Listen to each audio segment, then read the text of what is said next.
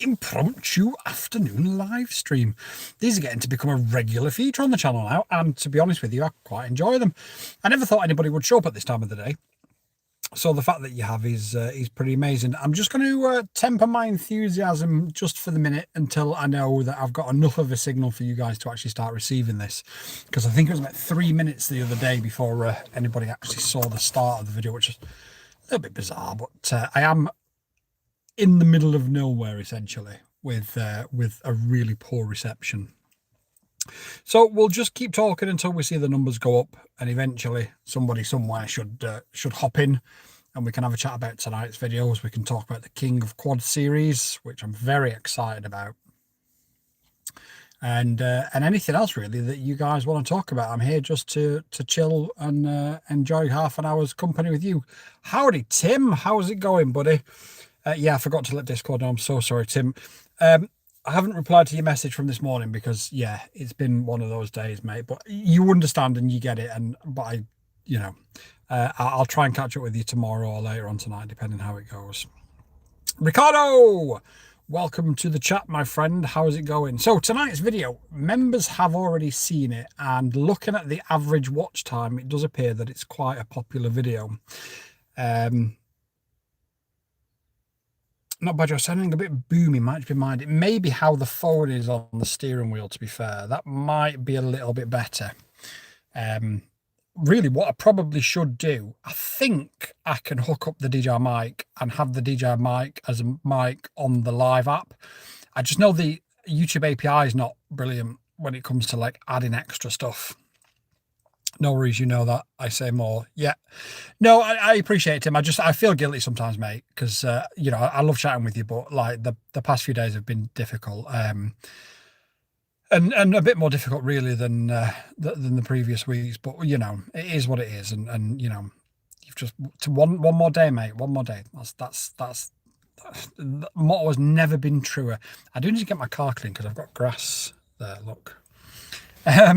But yeah, so the video, hello from Vienna, welcome. I'd love to visit Vienna. No need to feel bad in anyway. Thanks, Tim, I really appreciate it. Is this video about the 6S Monster? Okay, Ricardo, so first off, the 6S Spider Sora, which I think you're referring to. Yes, Bossman Eco, welcome. Hope you're doing well. Thank you for joining us. Adventure Printing, thank you for joining us. We've got all the gang in today.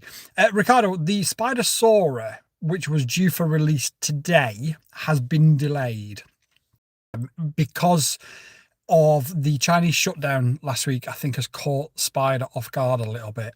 I think they was hoping the titanium. So the version I got was essentially the prototype version, and obviously they've got the titanium bits on order and stuff, and they'd expected them to already ship before the Chinese shutdown. Unfortunately, it didn't, so they've had to delay it. So tonight's video is actually the Pavo Pico 2, which I only received a couple of days ago.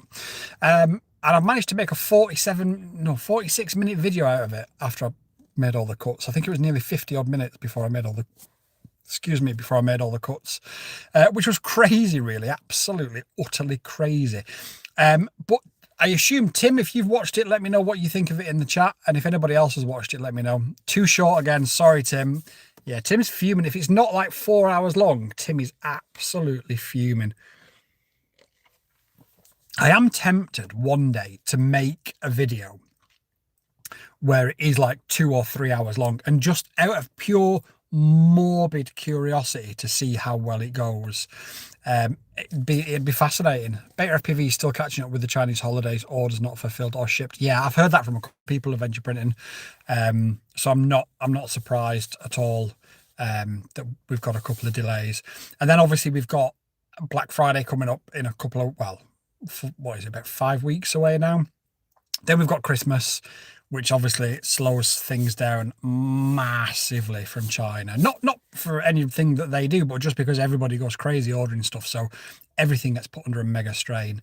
And then just after Christmas, you've got Chinese New Year in February, which shuts everything down for like 2 weeks. But it's more like 3 or 4 weeks by the time they get back in and up and running and stuff. So it's one of those things. The Chinese work incredibly hard. I'm not here to propagandize it.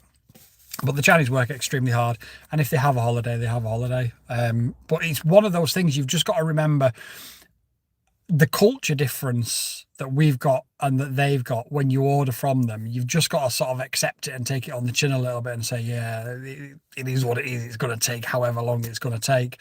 Sometimes I've had stuff come in like 3 and 4 days. Sometimes it's taken 6 weeks. I'm saying nothing to anybody. Eco says my beta FPV order has been shipped apparently, but it's taking forever to leave port. Yeah, all the ports and everything was shut down, mate. I had something arrive today from Avion RC, which was shipped, I think, 3 weeks before the shutdown, but only arrived today because of the ports had shut down as well. So by the time it got to the ports, I think it got cleared by customs, and then by the time it had been cleared by customs, the shutdown hadn't started, but everything had got busy because everyone was trying to beat the rush.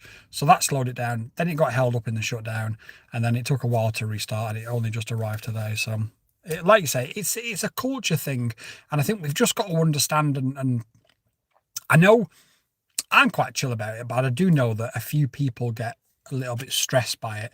But you've just got to accept, like, you're dealing with a completely different culture and a completely different mindset of people, and it'll get resolved. The one thing I guarantee is it'll get resolved, but you might just take a little bit longer than what you'd hoped. But if you want it in a rush, you buy it in your own country, but you pay the extra for it. So it's one of those things, isn't it? Not watched it yet, says Tim. Been catching up on streams from Sunday night. No problems, buddy. I think you'll like it. I've added a couple of little things into it that I think aid and adjust and add to the production values. So I think you'll like it. I mean, I hope you'll. I hope everybody likes it, because, like I said, there is a couple of things in there that's a little bit different than what I've done before, based off the Neo video. I don't mean smashing it up, but yeah, be interesting to see if people clock it and if people like it. But yeah, we've got a new series, King of Quads. So I've done a few head-to-heads in the past couple of weeks. Ricardo says I've got my new Tattoo 4S batteries and tested my quad. Turned into a little speed monster now. I was flying 3S before. Man, what a difference. Yeah, absolutely. Adventure Printing, SIGA deadline December, but can't remember the day. It's December the I think I don't know. Should we say December the 15th? And that gives me 10 days to put everything together, and I'll do not necessarily a live stream on Christmas Day, but I'll put it out as a premiere maybe on Christmas Day. I don't know. Please tell me there's no nudity. I can't tell you that, Tim, I'm afraid. I'm also told not to lie, so yes. So King of Quads, right? So I've done these head-to-heads, and I've taken like a quad and I've put it next to a quad, and I've said, well, this is better than that, and that's better than, and it was very opinion based. And we're gonna go now top trumps. We're gonna go fact based. So we are looking at a top trumps series essentially. But it's called the King of Quads. So as an example, I filmed out 4 episodes today. One of them was the Avion RC Nexa 2.8 versus the Sub 250 Dollyfly 16. 2 completely different drones that have got no right in being in the same competition as each other. And in the end, there was 1 point in it. So we look at things like speed, price, performance, regulatory freedoms, durability, handling, and flight time. And basically we compare which has got the higher or which has got the better score from either one based on, and we base, like flight time, we base on manufacturers recommended lipos, because like you can change them, can't you? Because you can say, well, actually, if I fly on this lipo, it'll fly for longer. So go for the manufacturer's sort of recommendations and you can't go wrong. And that's what we're doing. So I think the first one out is going to be the Sub 250 Dollyfly versus the Avion. The second one's going to be the Jumper T15 versus the Radiomaster TX15. That, can I just say, David, hi, welcome. I'm glad you made it. Can I just say as well, the Jumper T15 versus the Radiomaster TX15 was an unbelievable result. And I still can't believe what the result was and how it went down. That won't be out maybe Friday. What day are we on? Wednesday. We've got a video tonight. We'll do the sub 250 tomorrow. So yeah, that'll be out on Friday. I think that'll surprise a few people. And I think there was something else I wanted to talk to you guys about, but I can't really remember. Yeah, so has anybody heard about this SpeedyBee, the new SpeedyBee flight controller? You need to connect it to their app to activate it. You can't use it unless it's connected to their app and activated via their app. So one of the reasons why I didn't review the Insta360 X5 is because my personal, I'm sure, Tim, you probably watched Lewis Rossman. My personal opinions are, if you have to activate a camera, and the O4 Air units are a little bit different because it's an aircraft, so I'll give them that just. But my personal opinion is, if you have to activate a camera on an app, get the F out of here with that. I'm not interested. So I didn't actually review it in the end. It's a great camera. But it would have just been me ranting for 15 minutes saying, why do I have to use an app for a camera to activate it? Like, just let me turn the camera on and use it. I understand. Yeah, I watch him occasionally. So he and I, Tim, have a very, very similar view, a holistic view on the way things are in the technology world. And if I wasn't doing drone stuff, I'd probably do something very similar to what he does. His activism is brilliant. And I think a lot of the time we are being taken the mick out of. There needs to be a good reason to register somewhere. Absolutely. And I'm sorry, with all due respect, registering a camera that you can hold in your hand on a selfie stick, which 99.9% of people do with the Insta360 X5, and having to go through a registration process and activation on an app is just not good. But this could be because of all those rip-off SpeedyBee stacks about 6 months back. That will be their justification for it. That will 100% be their justification for it. But ask yourself this question. Here's me about to get cancelled by another manufacturer. Ask yourself the question, why are there only rip-offs of the cheapest manufacturer stacks out there? Why have only SpeedyBee been copied when they offer the cheapest versions of everything? Why has nobody copied a $150 iFlight stack and sold it for $50? Is it perhaps, and this is not, I'm not alleging anything, SpeedyBee, so don't come at me, but is it perhaps that the crisis of counterfeiting was manufactured in order for them to then justify a solution to their problem? You see, I can see myself going down the Lewis Rossman route already. I don't know if that's the case, and I'm not alleging SpeedyBee, just to clarify, if you are listening, I'm not saying that you have done that. But why are people copying a $50 stack and not a $150 stack? Because if you put something on AliExpress and you say this is a genuine iFlight stack that normally costs $150, but you can have it for $50, more people will buy that than if you said, here's a $60 SpeedyBee stack, but you can have it for $40. Like that, it feels like a manufactured crisis. Whether it's by SpeedyBee or somebody else, I don't know. Whether or not it's manufactured, I don't know. That's just me sort of having my sort of Lewis Rossman head on. I don't know. But I can see a video being made. In fact, if somebody can find out what stack it is, I'll actually order one just so I can make a video of it, because I am so not cool with this. Ricardo, I watched a video about the new SpeedyBee flight controller. ESC running the OS X firmware. I like it and don't really care about the activation process. What happens, Ricardo, if, and we've seen it with many Chinese manufacturers over the years, if you buy a stack from SpeedyBee, you have to register on their servers to activate it, and they shut down. And there's no way of you registering and activating that stack. G'day, Guideline. You've then got a stack that you can't do anything with. And that's my problem with it. I don't particularly care or give two hoots about the activation itself. My issue is what if that gets taken away in the future because the company goes bust? Or what if the company says, well, it's really expensive to maintain these servers, so we're going to charge you $5 to activate it. Sorry, but we can't afford the servers and it's the only way we can do it. It's not cool, guys. We can't support that. We just can't. Hardware can cost bulk, low-end parts are easy to get high.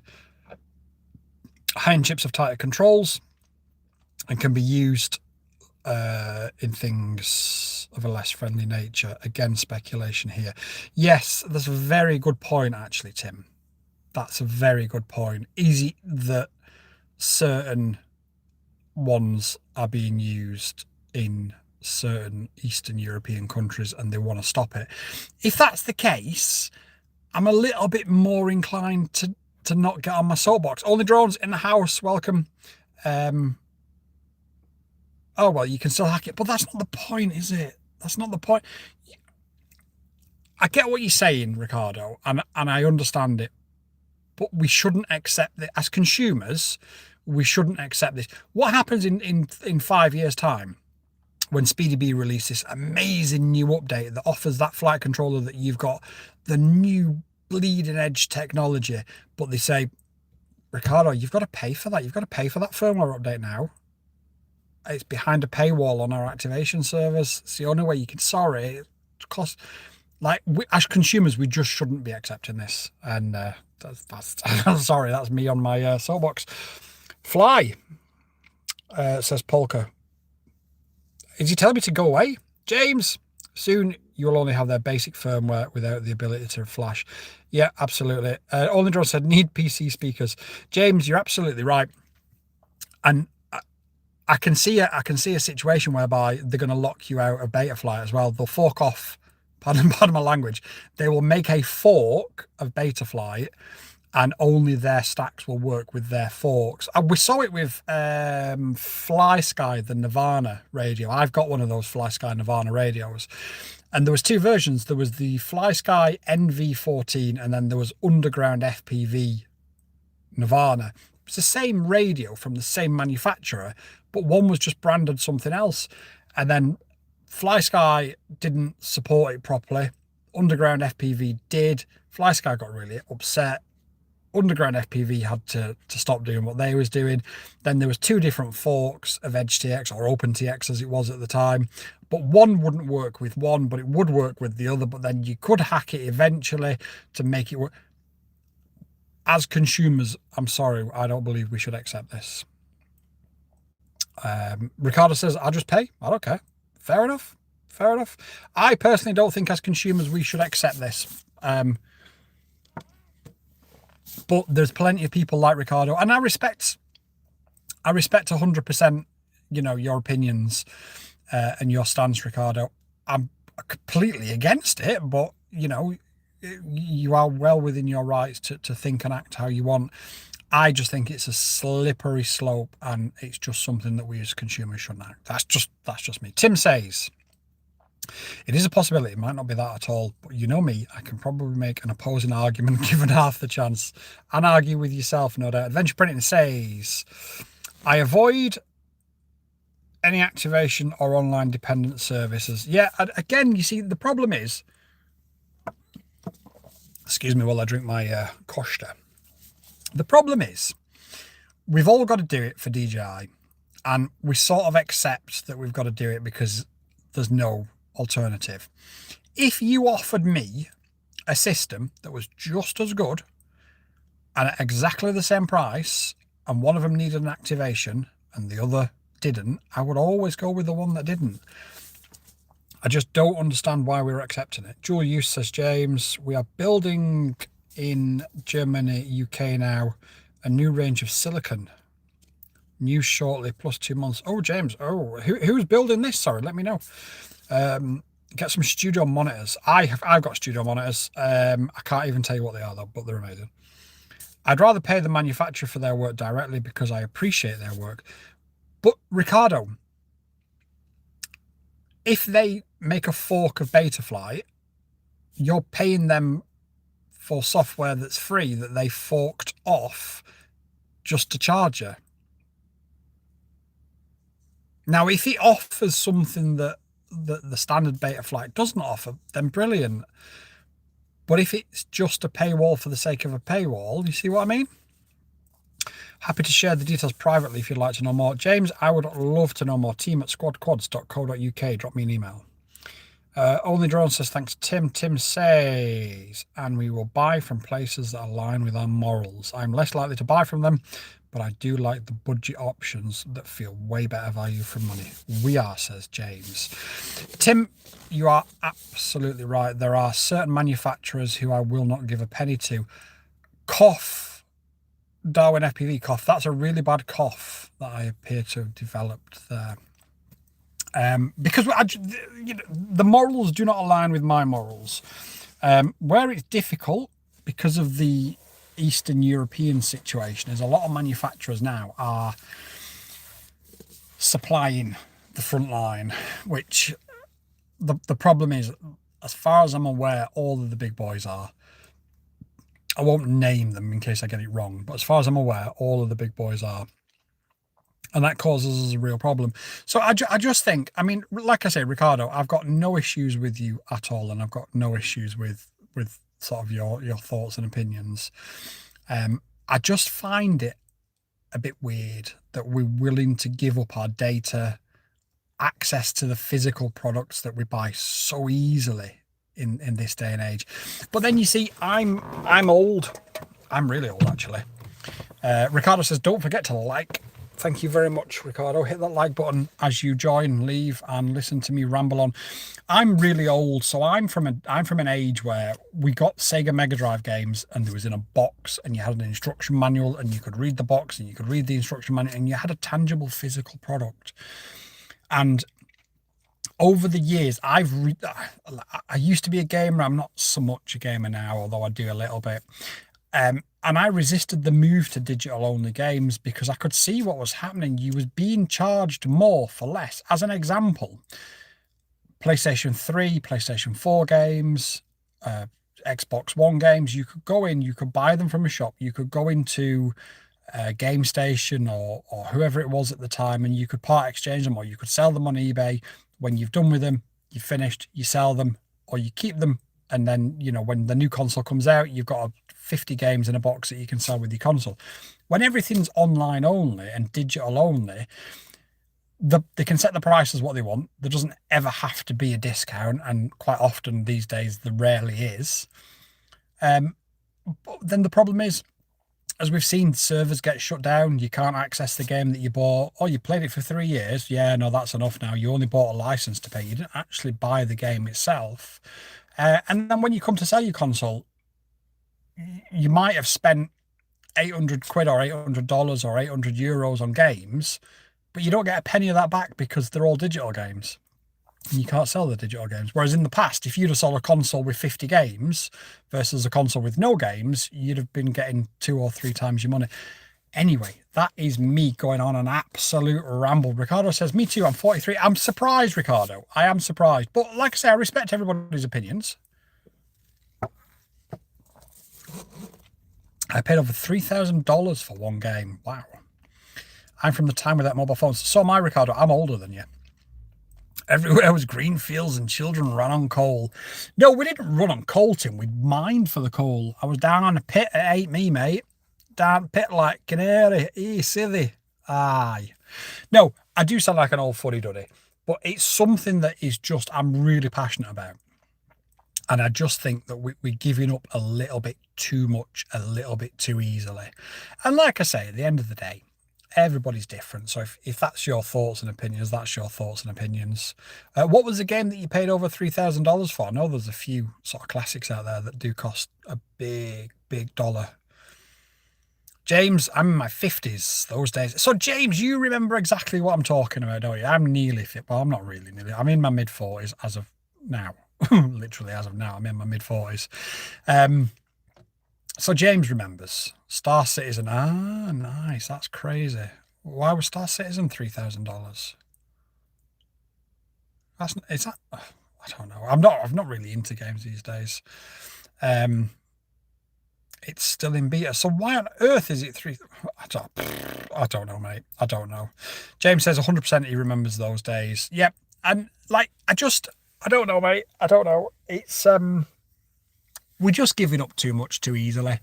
And I'm just so not cool with it.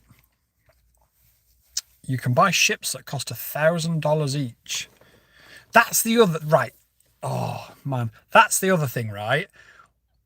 Oh,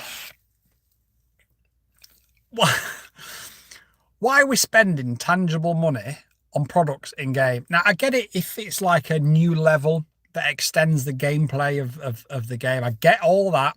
I've done that myself. So I used to be a keen sim racer. So when Forza brought out new tracks back in the day, you know, I'd buy the new tracks, potentially the new car. But why are we spending like $20 on a hat? Yes, I'm a whale and I don't care, says Ricardo. I told you I'm crazy. Well, do you know what, Ricardo? I'm not even judging you. I'm not even judging you in any way, shape, or form. Because at the end of the day, you live your life how you want to live your life. And it's not up to me or anybody else to tell you that you're wrong. James says we are. Even we pay our scrap tech to be sent to Asia, so lose all the recycled precious materials. Yeah, that's also a good point. Ricardo says I can afford it. Yeah, honestly, Ricardo, like I don't have an issue with it. I don't have an issue with it. If you at the end of the day, you obviously work hard for your money, or maybe you've got, I don't know, maybe you married a rich woman who keeps you as a pet. I don't know, but at the end of the day, mate, like it doesn't matter. Nobody else, including me, can tell you how to play your games or live your life. I just, when it comes to the whole activation and losing tangible products, I just have a real issue with it. I saw the way it went in the gaming industry, and when I see it happening to cameras and flight controllers, and you know what's next, pay $5 a month to turn your motors on. Like you've got BMWs now that have heated seats in them. So all of the manufacturing cost has been put into the vehicle that you bought, but you have to rent it each month to actually make it work. I don't know, I'm just too old. I help run SC Discord. You're a small fish in the whale sea. I know many folk that have spent 100. Holy shit.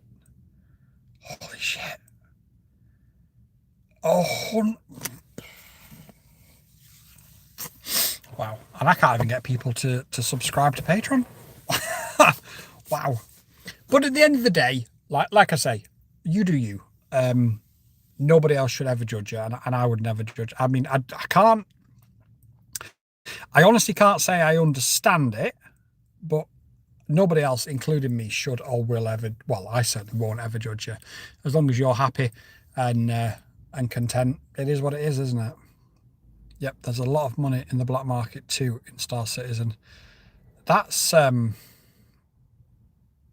wild. That's absolutely wild. So you've got a black market of items that are not real, that the developer could one day just say, do you know what? It's too much of a black market. We'll turn them off. James says you have mail. Thank you, James. I will check it after the live stream. Beowulf, yeah, MTX ruined gaming.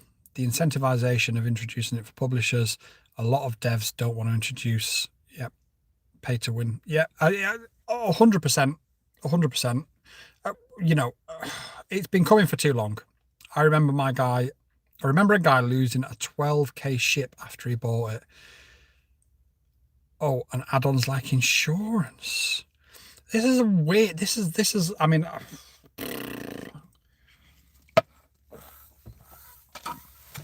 excuse me, I'm just finishing my coffee.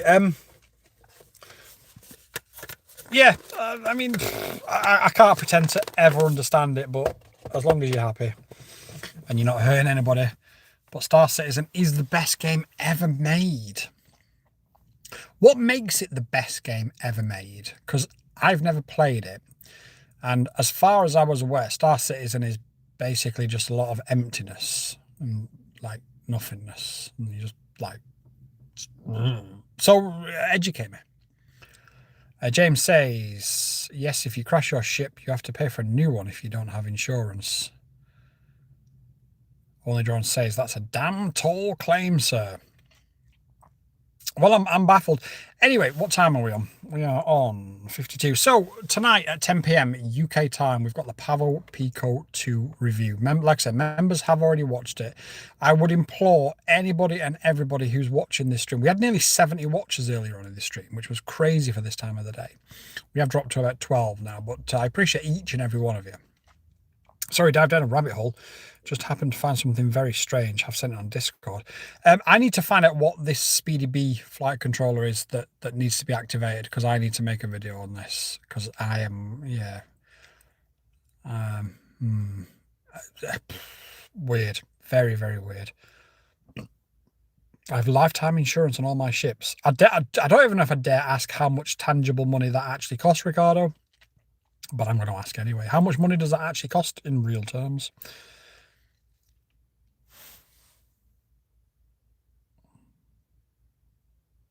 Beowulf says 100. Is that $100? Is that about the insurance? I assume so. But yeah, if you guys can make it to the premiere tonight, 10 p.m. UK time, a couple of hundred or so. LTE comes in a package on release, like a special. It's a whole new world to me, is this. Right, anyway, I'm gonna have to run. No, it's 100% make the video on Speedy B activation. Oh, okay, Bear. Yeah, no, 100%. I absolutely will. I just need to know which flight controller it is. So if anybody can send me it, I'm about to do the schoolroom pickup, so I won't be available for the next half an hour or so. But if somebody can either drop me an email, team@squadquads.co.uk, or drop me a link on Discord, I'd appreciate it. Right, 10 p.m. UK time tonight, 46 minutes, pure deep dive, 5 flights, setup, build, community spotlight. What else do we do? Unboxing and an intro. Please, if you can make it, guys, make it, because I think it's going to be a bit of a banger video. I'm particularly proud of it. Guideline UK says, peace out. Bear says, no idea on Scam Citizen with respect. And Tim says, have fun. Thank you all so much for being with me this afternoon. I appreciate each and every one of you. And I hope to see as many of you as I possibly can at 10 p.m. tonight. Peace out, everybody. And until later.